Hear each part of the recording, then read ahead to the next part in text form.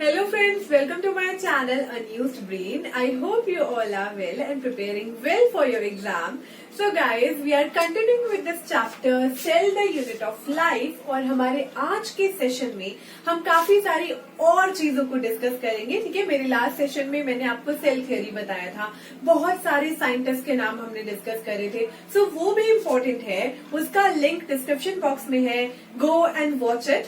सो यहाँ पे बच्चों हम आज डिस्कस करने जा रहे हैं the size of cell, shape of cell and types of cell. ठीक है, बहुत सिंपल होने वाला है सेशन बट इम्पोर्टेंट है, right. So size of cell को सबसे पहले डिस्कस करेंगे और उसमें सबसे पहली जो चीज मैं आपको बताने जा रही हूँ, the factors that determining the limit of cell size और वॉल्यूम। तो सबसे पहले बच्चों हम उन फैक्टर्स के बारे में पढ़ेंगे जो कि सेल के साइज को डिटरमाइन करते हैं, सेल के साइज को लिमिट करते हैं, उसकी वॉल्यूम को लिमिट करते हैं। ओके, तो चलो उन फैक्टर्स को डिस्कस करते हैं। सबसे पहला जो फैक्टर है वो है न्यूक्लियोसाइटोप्लाज्मिक रेशियो। इसका मतलब होता है कि the nucleus should be capable enough to control all the metabolic activities of the cell. भाई न्यूक्लियस जो है अच्छे से सारी मेटाबॉलिक एक्टिविटीज को कंट्रोल कर ले, ऐसा होना चाहिए न्यूक्लियोसाइटोप्लाज्मिक रेशियो। और सेल का साइज भी उतना ही होना चाहिए जिसमें इस तरीके का रेशियो हो पाए। हम ये कहना चाहते हैं इससे, जैसे कि भाई न्यूक्लियस का रेशियो उतना इनफ होना चाहिए। अगर न्यूक्लियस का रेशियो कम हुआ, साइटोप्लाज्म ज्यादा हुआ, तो न्यूक्लियस को बहुत डिफिकल्टी होगी to control all the metabolic activities जो भाई उससे दूर दूर है, और to transport the material between the cells. ठीक है, और to outside the cell environment, plasma membrane की तरफ अगर वो कोई मटेरियल भेजना चाह रहा है या कोई भी वो एक कॉर्नर में मेटाबॉलिक एक्टिविटी कराना चाह रहा है, तो उसका जो रेशियो है वो इतना होना चाहिए कि वो उस रेशियो में ही, न्यूक्लियस का जो रेशियो है वो उतना होना चाहिए, एरिया उतना होना चाहिए कि वो उसी में ही सारी मेटाबॉलिक एक्टिविटीज को कंट्रोल कर पाए, बेटर कंट्रोल कर पाए, और इसी से ही जो सेल की लाइफ है वो बनी रहेगी। ठीक है, अगर ये मेंटेन नहीं हुआ और ऐसा सेल का साइज नहीं हुआ, ठीक है, जिसमें इस तरीके का इतना रेशियो हुआ, एक प्रॉपर अमाउंट का रेशियो हुआ, अगर नहीं हुआ बाय चांस, तो सेल जो है उसका डेथ हो जाएगा। ओके, तो सबसे पहला पॉइंट ये है कि न्यूक्लियस बेटर कंट्रोल कर पाए सारी मेटाबॉलिक एक्टिविटीज को। सेकंड पॉइंट है rate of metabolic activities. Rate of metabolic activity, rate of metabolic activity ये भी एक फैक्टर है जो कि सेल के साइज को डिटरमाइन करता है। नाउ थर्ड फैक्टर क्या है? Surface area to volume ratio. Third है surface area to volume ratio. Now surface area to volume ratio को बताने के लिए मैं यहाँ पे आपके साथ एक एग्जाम्पल डिस्कस करूंगी बच्चों। Okay, so surface area to volume ratio के लिए सबसे पहले हम एक सेल लेंगे। ठीक है, लाइक एरिया टू वॉल्यूम। ठीक है, सरफेस एरिया वॉल्यूम, तो थोड़ा सा मैथ्स यहाँ पे आ जाएगा। ठीक है, चलिए, अगर सपोज ये हमारा सेल है in the form of cube. ठीक है भाई, ये क्यूब है और ये हमारा सेल है। साइज क्या है इसका? ठीक है, इसकी साइड का, तो साइड जो है इट इज 1 सेंटीमीटर। ठीक है, ऑल साइड्स 1 सेंटीमीटर, राइट। अब हम एरिया देखेंगे इसका, तो सबसे पहले area, what is the formula? अगर मैं इसका एरिया कैलकुलेट करना चाहती हूँ एक क्यूब का जिसकी साइड 1 सेंटीमीटर, साइड 1 सेंटीमीटर है, सो एरिया होगा length into breadth into sides, all the sides. So length into breadth into sides. क्या है? लेंथ 1 सेंटीमीटर, ठीक है, ब्रेथ भी 1 सेंटीमीटर, और साइड्स कितनी है? वी हैव 6 साइड्स, 6 साइड्स होती हैं, तो टोटल हमारा कितना हुआ यहाँ पे? 6 स्क्वायर सेंटीमीटर। तो एरिया कितना हुआ? 6 स्क्वायर सेंटीमीटर। अब इसकी वॉल्यूम पे चलते हैं बच्चों। वॉल्यूम, अगर मैं सेल का वॉल्यूम निकालना चाहती हूँ, तो वॉल्यूम का फॉर्मूला क्या होगा? L into B into H, right. चलिए, नाउ लेंथ 1, ब्रेथ 1, ठीक है, जो इसका हाइट है वो भी 1, ठीक है, क्योंकि all the sides they are 1 centimetre. So कितना निकला वॉल्यूम? 1 क्यूबिक सेंटीमीटर, ठीक है जी। चलिए, तो अगर मैंने इसका जब साइज, सेल की एक साइड का जो मैंने साइज 1 सेंटीमीटर रखा, तो मुझे एरिया टू वॉल्यूम रेशियो कितना मिला? तो मुझे मिला 6:1। ओके, चलिए, अगर मैं सेल का साइज बढ़ा देती हूँ by 1 centimetre, by 2 centimetre, right? तो चलो, अब मैं सेल का साइज बढ़ा रही हूँ। Now suppose the size of the cell is now, ठीक है, नाउ जो साइड जो है अब हमारी वो है 2 सेंटीमीटर, ठीक है। साइड मैंने अब 2 सेंटीमीटर कर दिया। अब एरिया और वॉल्यूम का क्या होगा देखते हैं। तो यहाँ पे एरिया अगर मैं निकालना चाहूँ, so length into breadth into side, तो कितना होगा? 2 into 2 into 6। We have 6 to 12, 12 to 24 square centimetre. Now volume निकालेंगे, length into breadth into height, कितना? 2 इंटू 2 इंटू 2, टोटल कितना हुआ? 8 cubic centimetre. So area to volume ratio यहाँ कितना हुआ? चलिए देखते हैं, 24:8। अगर सिंप्लीफाई कर दिया जाए तो कितना होगा? 3:1। तो हम इससे क्या देख रहे हैं, जब सेल का साइज 1 सेंटीमीटर था, कम था, तो द न्यूक्लियर साइटोप्लाज्मिक और surface area to volume ratio is 6:1 high. But जब मैंने सेल का साइज बढ़ाया तो जो रेशियो है surface area to volume ratio, ये क्या हो गया? ये कम हो गया। तो यहां से मैं ये बोल सकती हूँ कि जैसे ही हम सेल का साइज बढ़ाते हैं तो उससे क्या होता है, न्यूक्लियर साइटोप्लाज्मिक रेशियो, हम इसको surface area to volume ratio कह सकते हैं, बिकॉज ये both first point and third point they both are similar. वो मैं अभी आपको बताऊंगी कैसे, ठीक है। सो हम कह सकते हैं कि भाई जब भी हमने सेल का साइज बढ़ाया तो surface area to volume ratio घट जाता है। तो सबसे पहला तो ये point, surface area to volume ratio decreases when we increase the size। और इससे रिलेटेड एक और बात कि भाई surface area to volume ratio it allows, ठीक है, higher surface area to volume ratio अगर ज्यादा होगा, ठीक है, अगर ये ज्यादा होगा, so it allow quicker exchange of material. अगर एरिया और वॉल्यूम का इस तरीके का रेशियो होगा, एरिया ज्यादा होगा as compare to volume, so it allow quicker exchange of material between the cells, ठीक है, and to the outside environment. तो एक और point,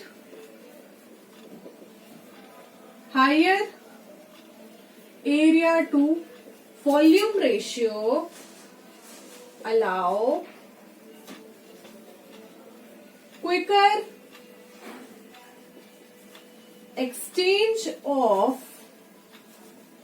material between cells and outer environment। तो इससे हमें क्या पता चल रहा है? इससे हमें ये पता चल रहा है कि जैसे ही हम सेल का साइज बढ़ाएंगे तो उससे क्या होगा, न्यूक्लियस का बेटर कंट्रोल नहीं रहेगा चीजों पे और मटेरियल का क्विकर एक्सचेंज नहीं हो पाएगा। भाई न्यूक्लियस जो है उसको बहुत दूर तक बहुत मेहनत करनी पड़ेगी सब्सटेंसेस को ट्रांसपोर्ट करवाने के लिए और सारी मेटाबॉलिक एक्टिविटीज को, ठीक है, उनपे नजर रखने के लिए, कंट्रोल करने के लिए। ओके, तो size should be smaller for more efficiency. जितना कम साइज होगा उतनी ज्यादा एफिशिएंसी होगी, क्योंकि उतना ज्यादा न्यूक्लियस जो है कंट्रोल कर पाएगा मेटाबॉलिक एक्टिविटीज को। सो थर्ड पॉइंट है, यहां लिख देती हूं, the size of cell should remain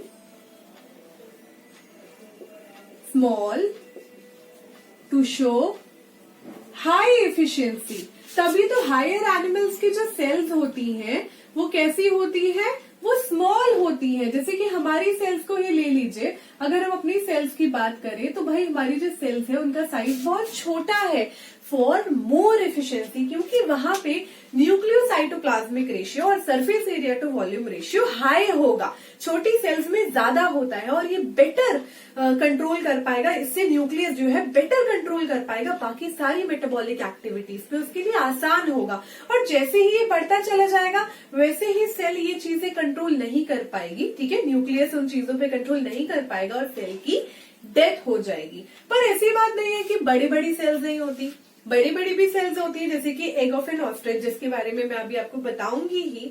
तो ये भाई हमारी लार्जेस्ट है, तो लार्जेस्ट है बट उसका जो फंक्शन है वो अलग है, वो किसी अलग फंक्शन के लिए डिजाइंड है, जैसे कि वो चीजों को स्टोर करने के लिए डिजाइंड है। बट यहाँ बात हो रही है एक नॉर्मल सेल की, तो नॉर्मल सेल का साइज शुड बी स्मॉल।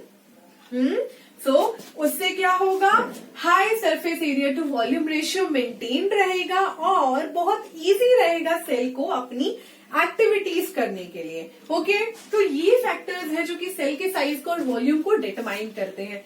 अब इसके बाद हम कुछ सेल्स के साइजेस को डिस्कस कर लेते हैं जो कि पूछे जा सकते हैं। ओके, तो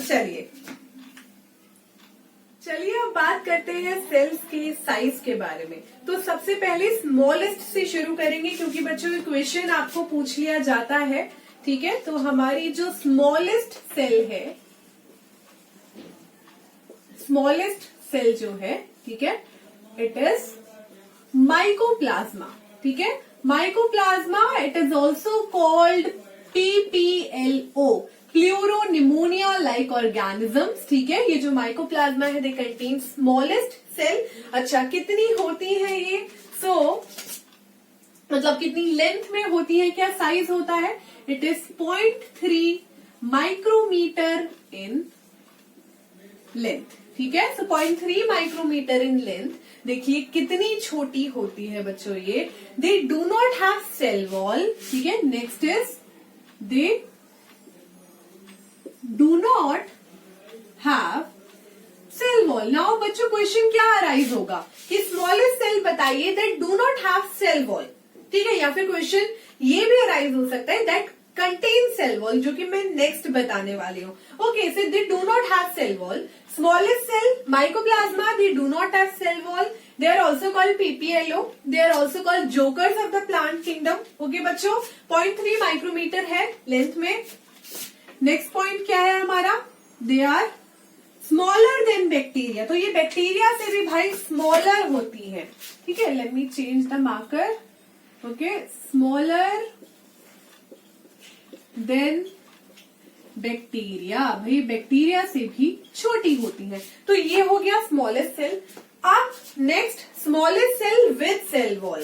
okay, so again smallest cell but with cell wall. तो कौन सी वो स्मॉलेस्ट सेल्स हैं जिनके पास सेल वॉल भी होती है? तो वो है हमारी बैक्टीरिया की और प्रोकैरियोट्स की, ठीक है। So in case of bacteria and prokaryotes size क्या है? 3 to 5 माइक्रोमीटर, ठीक है, ये इनका साइज है। ओके बच्चों, नाउ लार्जेस्ट सेल की बात अगर हम करें, सो आपको भी पता है एग ऑफ एन ऑस्ट्रिच, ये भी इंपॉर्टेंट है, ये भी पूछ लिया जाता है। Largest cell, the egg of an ostrich, तो ये तो इंपॉर्टेंट है ही है, आपकी एनसीईआरटी में है ये सारा। इसके अलावा जो हमारी एनसीईआरटी में डायग्राम है भाई सारी सेल्स का, the diagram is very important. Okay, तो उसके बारे में अभी डिस्कस कर रहे हैं। तो ये देखिए, ये हमारा एनसीईआरटी का डायग्राम है, दिख रहा है आप सबको? तो ये जो है इसकी लेबलिंग बहुत याद रखनी है, अच्छे से याद रखनी है, ठीक है, क्योंकि ये आ सकता है और आपको ये सेल्स पूछी जा सकती है पेपर में। तो सबसे पहली देख लीजिए हमारी आरबीसी है। आरबीसी कैसी है भाई? राउंड और बाइकॉनकेव है, शेप में राउंड और biconcave. Second we have WBC. WBC amoeboid लिखा है नीचे, because they show amoeboid movement like amoeba, ठीक है, अमीबा जैसी मूवमेंट ये शो करते हैं. They show the properties of diapedesis, ठीक है, they can squeeze out of capillaries, और जहां पे जिस एरिया में इन्फ्लेमेशन हो रही है वहां पे आके जमा हो जाती है. Somewhere they will behave like macrophages, है ना. डब्ल्यूबीसी की भी एक कैटेगरी है ना, ये मैक्रोफेजेस की तरह बिहेव करता है, किलर्स होते हैं. So WBC amoeboid movement show करती है. Next we have columnar epithelial cells. कैसी है? लॉन्ग है, इलोंगेटेड सी है, और न्यूक्लियस देखिए कैसे बेसल रीजन पे नीचे की तरफ होता है इनका. तो ये अलग शेप है, ठीक है. सो एक second, let me change it. So we have shape, ठीक है, शेप और साइज दोनों ही है, ठीक है. तो यहाँ पे अलग शेप है. नेक्स्ट इसके बाद कॉल्यूमिनर एपिथेलियल के बाद हमारी देखिए नर्व सेल. कैसी ब्रांच्ड है ये नर्व सेल, ब्रांचेस, ये अलग तरीके की सेल है. नेक्स्ट वी हैव ट्रैकीड, ठीक है. ट्रैकीड आप देख सकते हो कैसी इलोंगेटेड सी सेल है. लास्ट में मीजोफिल सेल्स, राउंड और ओवल सी. तो इनका जो शेप है वेरी करता है on the basis of function they perform. बिल्कुल एनसीईआरटी की लाइनिंग है ये भी, ठीक है, लाइन्स है ये भी. ओके, तो ये डायग्राम आपको क्लियर हो गया. आगे बढ़ते हैं. द शेप, यहां पे लिखती हूँ कि सेल्स में बी,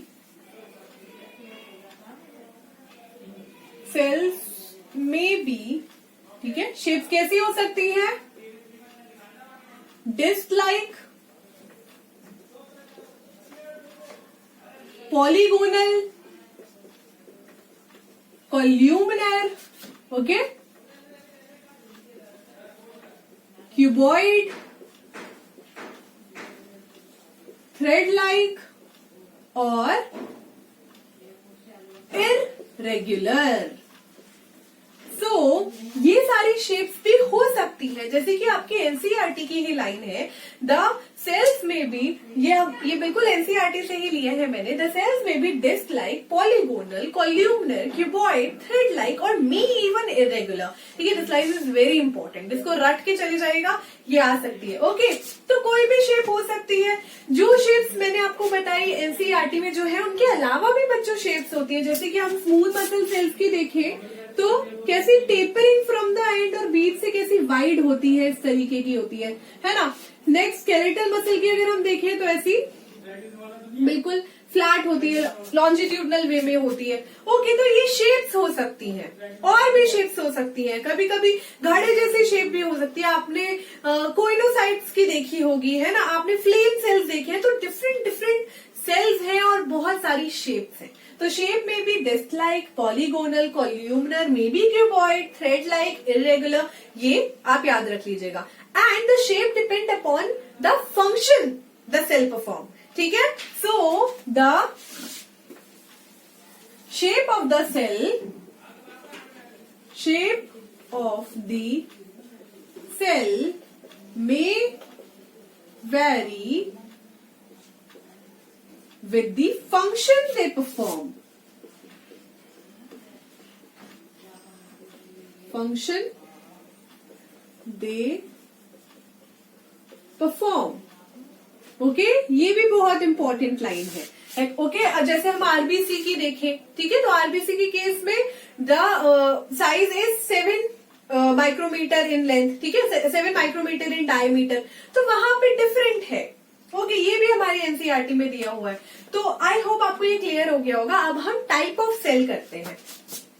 ठीक है बच्चों, सो यहाँ पे मैं बता देती हूँ आपको types of cells. Type of cell में सबसे पहले हम 2 डिविजन देखेंगे. सबसे पहली वाली जो है वो है प्रोकैरियोटिक एंड यूकैरियोटिक.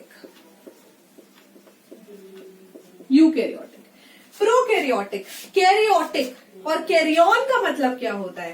ये दोनों किस हिसाब से डिवाइडेड है, मतलब किस हिसाब से, किस बेसिस पे इनका डिवीजन है? On the basis of karyon they contain. Karyon, यहां से जो वर्ड है कैरियो वर्ड, यहां से वर्ड आया कैरियन. कैरियन का मतलब होता है न्यूक्लियस. ओके, कैरियन का मतलब होता है न्यूक्लियस. और प्रोकैरियोट्स जो बेचारे छोटे मोटे बैक्टीरिया है, लोकल ऑर्गेनिज्म है, उनमें न्यूक्लियस प्रिमिटिव होता है, ठीक है, पुराना होता है. सो दे हैव प्रिमिटिव न्यूक्लियस। अगर हम बात करें यूकैरियोट्स की, तो यूकैरियोट्स का मतलब दे हैव एडवांस्ड न्यूक्लियस। तो इनके पास कैसा न्यूक्लियस होता है? They have advanced nucleus. Advanced nucleus.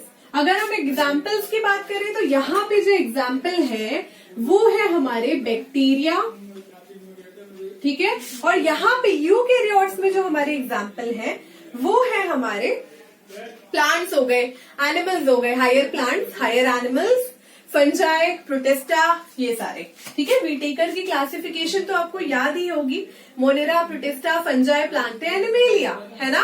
तो यहाँ पे वी हैव मोनेरा, ठीक है। और बाकी सारी जो कैटेगरीज हैं वो यूकैरियोट्स में आएंगी। जैसे कि यहाँ के जो एग्जाम्पल है वो है प्लांट्स, प्लांटे में आएंगे, एनिमल्स, जो फंगल सेल्स है हमारी, ठीक है, और जो प्रोटिस्ट है हमारे, तो ये सारे हमारे यूकैरियोट्स में आएंगे because they have somewhere advanced nucleus and prokaryotes contain primitive nucleus. इस हिसाब से नाउ एक और डिवीजन है इसका, सॉरी एक और पॉइंट है इसका, डिवीजन अभी बताऊंगी। नेक्स्ट पॉइंट जो है कि जो प्रोकैरियोट्स होते हैं they do not have well defined organelles, ठीक है। So do not have well defined organelles, ठीक है।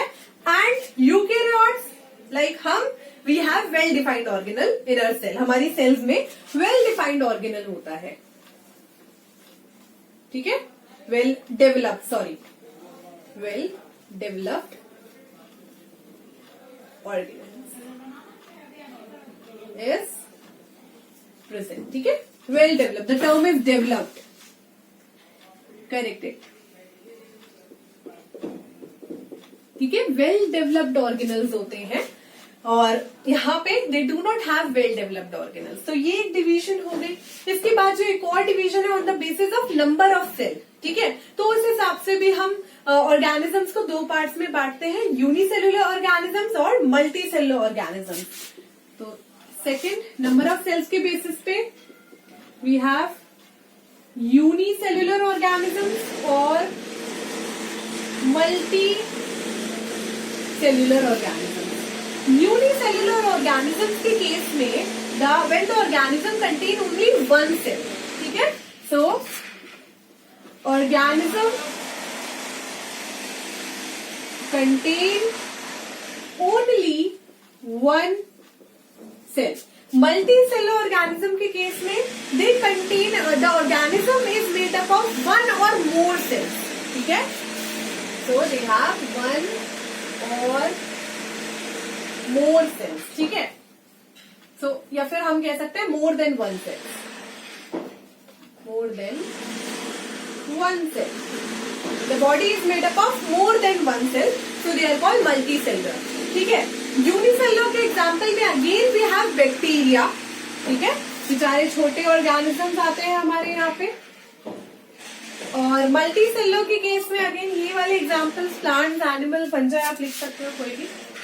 तो प्लांट्स लिख देती हूँ मैं यहाँ पे और एनिमल्स।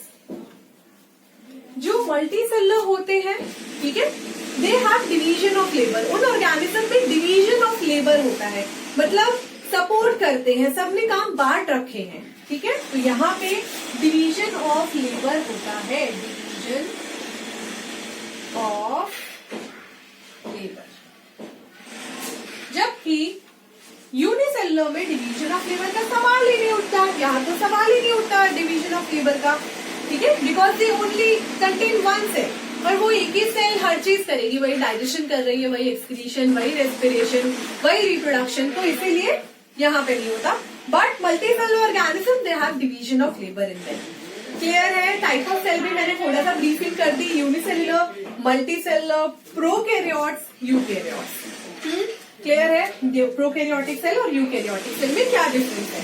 नाउ ये सेशन यहाँ खत्म होता है। अब हमारे नेक्स्ट सेशन में फाइनली चैप्टर थोड़ा सा इम्पोर्टेंट चीजें करेगा, जैसे कि इंपॉर्टेंट सेशंस हम डिस्कस करेंगे, जैसे कि प्रोकैरियोटिक सेल और यूकैरियोटिक सेल इन डिटेल.